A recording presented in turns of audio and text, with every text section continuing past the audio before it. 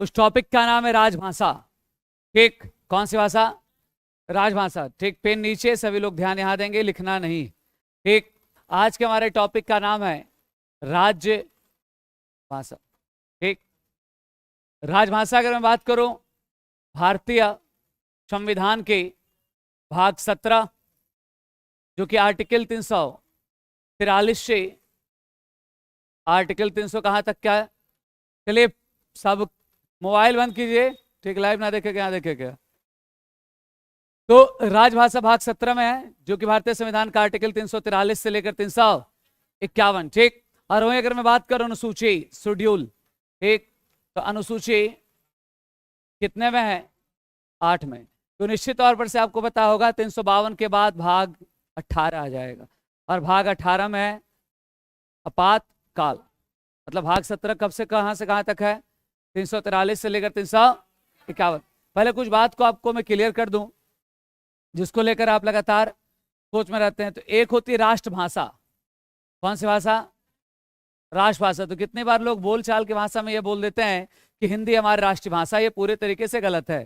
ठीक, आपके राष्ट्र की कोई भी भाषा नहीं है। ठीक, राष्ट्रभाषा उसे बोलते हैं जो संपूर्ण देश में वो लोकप्रिय हो। संपूर्ण देश में वो क्या हो? लोकप्रिय हो, उसे हम क्या बोलते हैं?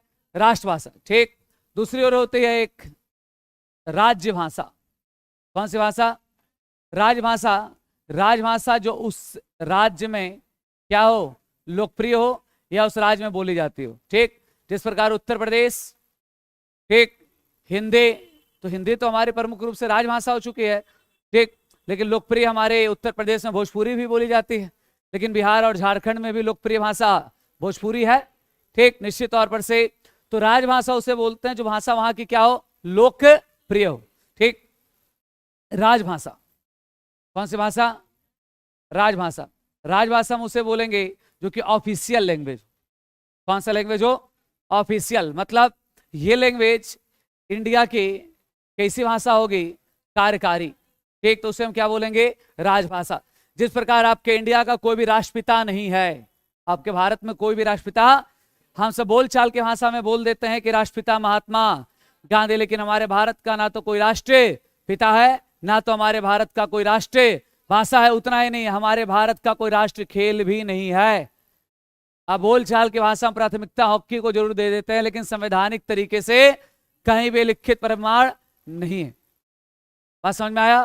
कितने लोग टेंशन में आ गए होंगे।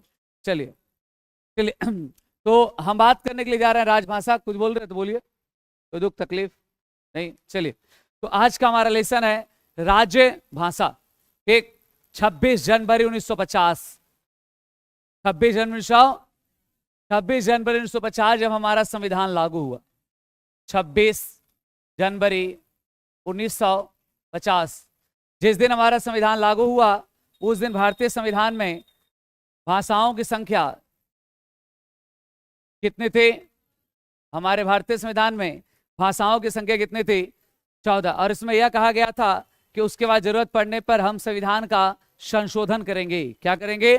संशोधन। और संविधान का संशोधन ये साधारण बहुमत से किया जाएगा। किस बहुमत से?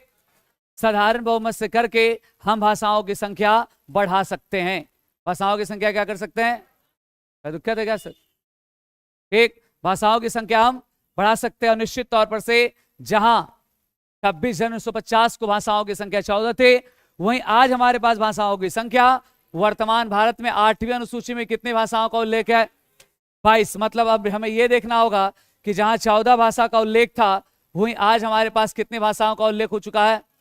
22। कितनी बार हमारे एग्जाम में ऐसे भी क्वेश्चंस बने हुए हैं कि बताओ मूल संविधान 26 जनवरी 1950 को कौन कौन से लैंग्वेजेस थे और बाद में कौन थे? बिमेल छाटो।